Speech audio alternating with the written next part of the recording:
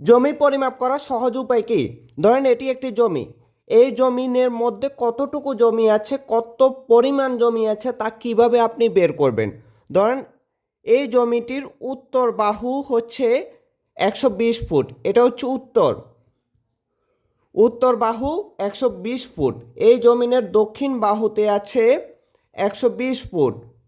দক্ষিণ বাহু 120 ফুট। পূর্বে আছে 80 ফুট এবং পশ্চিমে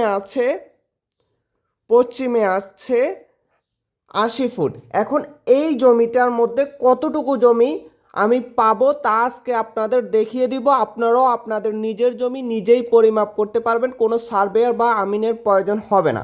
এখন এই জমির বাহুগুলো যেহেতু আমি পেলাম, এই জমির দৈর্ঘ্যকে গড় করতে হবে এবং প্রস্থকে গড় করতে হবে। এখন আমি দৈর্ঘ্যকে গড় করতেছি, অর্থাৎ উত্তর এবং দক্ষিণকে আমি গড় করব। উত্তরে পেলাম হচ্ছে 120, আবার দক্ষিণে পেলাম হচ্ছে 120। এগুলো হচ্ছে দৈর্ঘ্য আমি 120 করে পেলাম। তাহলে এই দুইটাকে আমি যোগ দিয়ে 2 দিয়ে ভাগ দিতে হবে। তাহলে এখানে মোট হলো 240।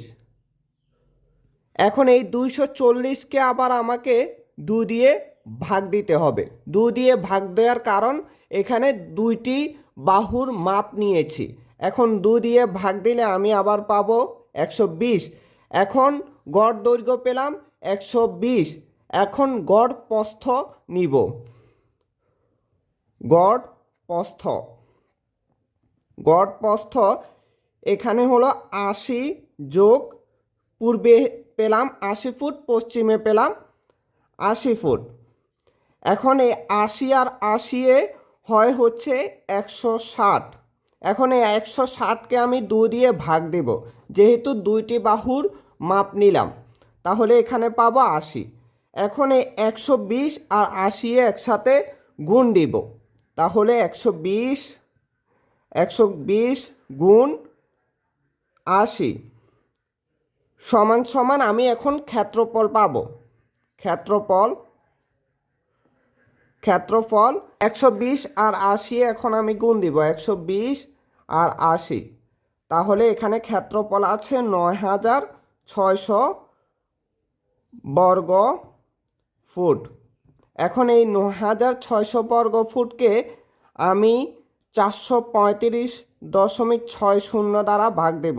435.60 দ্বারা ভাগ দেব। ভাগ দেওয়ার কারণ কি আমরা জানি, 1%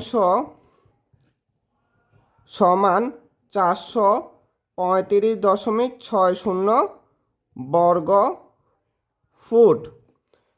তাহলে আমার এখানে বর্গ ফুট এসেছে 9600 বর্গ ফুটকে আমি 435.60 দ্বারা ভাগ দিলে এখানে জমি পাবো 22.03 বা 4%।